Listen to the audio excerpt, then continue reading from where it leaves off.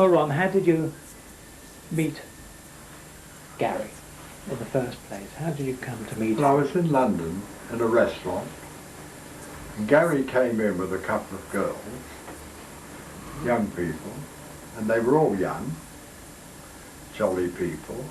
Gary was very extrovert, and being the way I am, I started talking to them. And they said to Gary, "Show him your writing." So I started laughing. I said, "What's all this about then?" So he then showed me some writing and actually did it in front of me. I never took a lot of notice of it.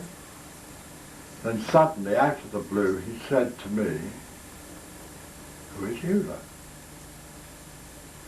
I must say the hair stood up on the back of my neck when he said that, because I said, well, it's my wife. Because at this point you'd never met Gary before. You hadn't actually met him before. I'd never seen him or met him or the girls. I'd never even been in the restaurant. So him saying Ulla out of the blue was quite startling. Well, Ulla's a very unusual name. It's the name of my wife who had passed away 15 or 16 months before. Yeah. The name is unusual. It was made up by the family. So, obviously, my ears were pricked up. Mm. And he said, well, your wife is in spirit, and she told me that she's fine. Everything is lovely for her. We then were carried on talking, and I must say I was completely surprised by these remarks. Never had come across anything like it before in my life. And then Gary asked me my name. I said my name was Ronald, and he said, "Ah, I was told I would meet somebody by your name and that we're going to be very close friends." Which indeed happened. We did come to be very close friends. And I watched his progress, I've got to say, in spirit, over the next 2 years. During which time I was watching him very closely to see where the flaw was, but there wasn't one, not for me. Remarkable literature he was writing, which was getting better and better all the time.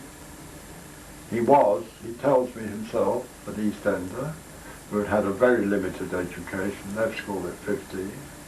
By the time we had finished being together, he had become educated by whoever it was, from some other sphere.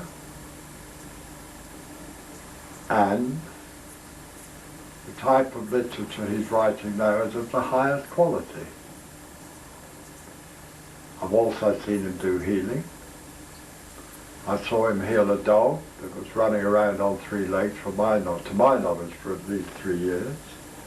He put his hands on the dog for just a few seconds, maybe 20 or 30 seconds, and the dog immediately started running around on all 4 legs, as lively as anything.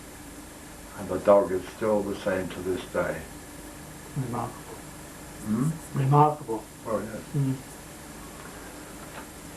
During the time that we were friends, he did come and stay at my house on several occasions, during which I had remarkable insight into the spirit world, or to spirit, whatever you like to call it. Unbelievable things really happened to me. I'm not going to go into those things now, except to say that I believe this man should be looked at.